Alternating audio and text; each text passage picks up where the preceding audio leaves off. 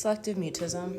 It's a childhood anxiety disorder that essentially makes you mute, or at least mute in certain social situations.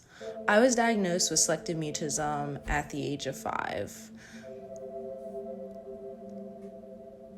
I always like to joke that people don't get anxiety until they reach their teenage years or their 20s. I was stuck with it basically from birth. It definitely put me in a weird disadvantage in life in general. Therapy, medications, being labeled the weird, silent, mute girl in school, having to transfer schools because I didn't want to be labeled the weird, quiet, mute girl, always having to put on a identity and a show in front of people to prove that I knew how to speak and I was normal. At the time when I was diagnosed, there was one therapist that specialized in selective mutism in all of the United States. Luckily for me, her office was in Pennsylvania, which was only 30 minutes to an hour from my house. I didn't understand that I had selective mutism until I was 17. Your brain likes to do this thing where it blocks out anything it doesn't want to remember or is too hard for it to process, and my brain blocked out my whole entire childhood. I know I was mute because of the stories, and I remember the feelings I had of being mute, wanting to scream and say something so bad, but my body wouldn't allow it. It was almost like a different mind was living inside a body that wasn't theirs, or that they didn't know how to control properly. In my therapy sessions, I got these note cards every week where it would give me tasks to complete, such as handing money to a cashier at a grocery store, or saying my order to a waiter. I would get stickers when I do good.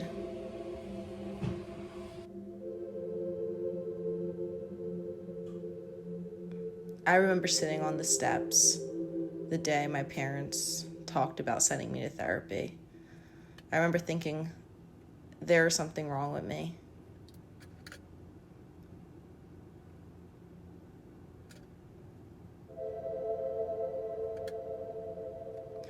I didn't know I had selective mutism.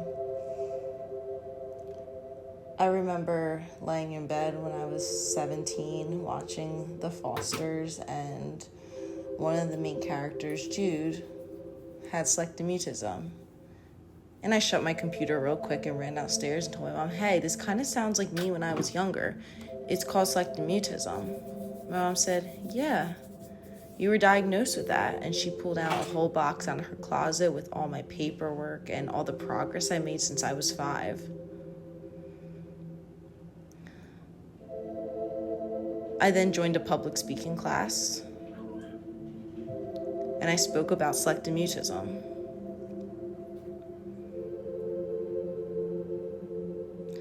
I'm now 22 years old, and a lot of people wouldn't even know I've ever struggled to talk because I don't shut up, ever. I like to joke around that I just talk for all the lost time that I didn't get to talk. But the reality is I'm always trying to overcompensate and make sure that people know I have a voice, because I didn't have a voice for so long. It's exhausting. And I always feel like I'm a step behind everyone else. Like, social cues are so normal for people, and I don't always know when it's appropriate to talk or not appropriate to talk, because I skipped those developmental years of my life where you learn those kind of things. Things are never really taught. I'm really observant, though. I observe everything. I understand human emotion so well, because the first 15 years of my life, all I did was observe. I observed people's faces and what they did in certain situations.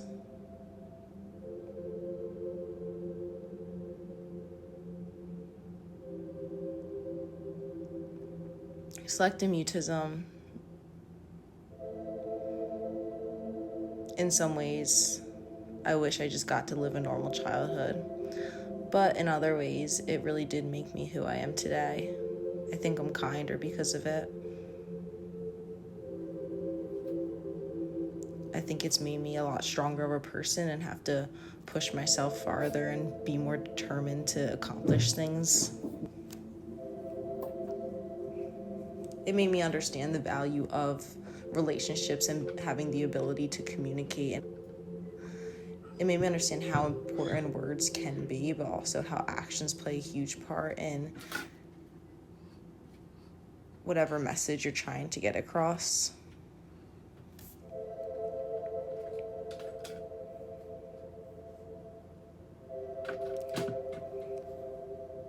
I like to describe, when people ask me how it felt to be mute, I like to describe it as someone asks you a question like, what's your favorite color? Most people can answer back, my favorite color's pink. My brain would say, my favorite color's pink, and then it would tell my mouth to say my favorite color is pink, and it was like someone had tape over my mouth, and no matter how hard my brain told my mouth to open, no words would come out.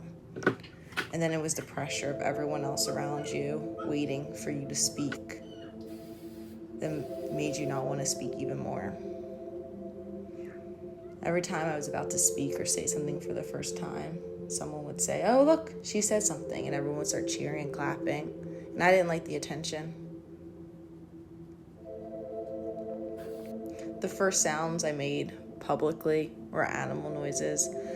I got a kitten, and I was so excited that I got a kitten that I forgot I was scared to talk. I used to have to whisper in my best friend's ear answers to questions my teacher asked me in 3rd grade.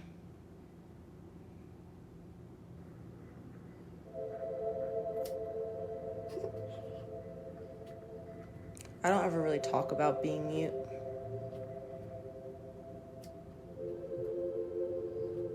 Not because I'm embarrassed about it anymore, because it's something to be ashamed of. It's just, when do you tell someone you were mute?